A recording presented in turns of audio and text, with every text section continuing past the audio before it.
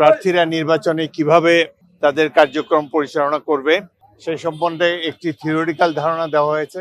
যেমন আমাদের 31 দফা কর্মসূচিতে কি কি রয়েছে, এবং বিশেষ করে প্রচারণার জন্য আমরা ভিজুয়াল এবং মিডিয়াকে ব্যবহার করতে চাই। বিএনপির একটি মিডিয়া সেল আছে, তারা কিছু কিছু ছোট ছোট ফিল্মের মতো 5 মিনিট 4 মিনিটের ছোট ছোট ফিল্ম রেখেছে। এতে করে আমরা আমাদের বিরুদ্ধে যেসব অপপ্রচার করা হয় সেগুলার জবাব যাতে দিতে পারে প্রার্থীরা, সেই জন্য। যেমন একটি ধর্মভিত্তিক দল বিএনপি সম্পর্কে নানা ধরনের প্রচারণা করে, সেগুলাকে কিভাবে কাউন্টার করতে হবে সে সম্বন্ধে বলা হয়েছে। বিএনপি সম্বন্ধে অনেক ভুল প্রচারণা করা হয়, বলা হয় যে এটি একটি চাঁদাবাজদের দল। এখানে আমাদের দলের পক্ষ থেকে একটা রিসার্চ টিম বিভিন্ন অঞ্চলে গিয়ে প্র্যাকটিক্যাল খবর নিয়ে জনসম্পৃক্ততার মাধ্যমে দেখা গিয়েছে যে এর অনেকটাই ভুয়া।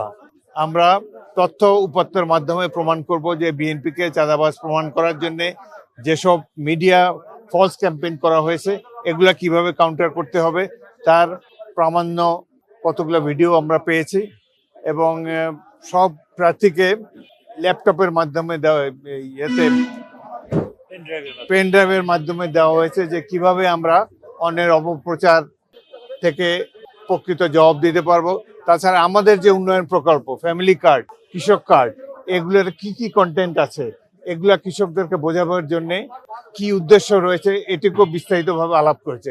প্রধানত আমাদের নির্বাচনের ক্যাম্পেইন প্রচারণা যাতে ইতিবাচক দিকে থাকে, আমরা যাতে আমাদের বিরুদ্ধে যে সকল মিথ্যা প্রচারণা করা হয় সেগুলো যাতে উপযুক্ত জবাব দিতে পারি, এবং বিএনপির যে মূল জিয়ার আদর্শ এবং বেগম খালেদা জিয়া, তারেক রহমান সবাই মিলে এই আমাদের একটা নির্বাচনী টিম প্রায় 1 বছর ধরে নানা ধরনের কন্টেন্ট প্রচার করেছে যাতে করে জনগণ আকৃষ্ট হয়, এবং বিশেষ করে প্রান্তিক মানুষ, কৃষক, শ্রমিক, সাধারণ মানুষ যারা এই আতেলদের কথা বোঝে না তাদেরকে সহজভাবে বিএনপি পলিসিটি বোঝাবার জন্য সেসব ব্যাপার নিয়ে আজকে বিভিন্ন ভিডিও মাধ্যমে এটি সবাইকে অবহিত করা হয়েছে।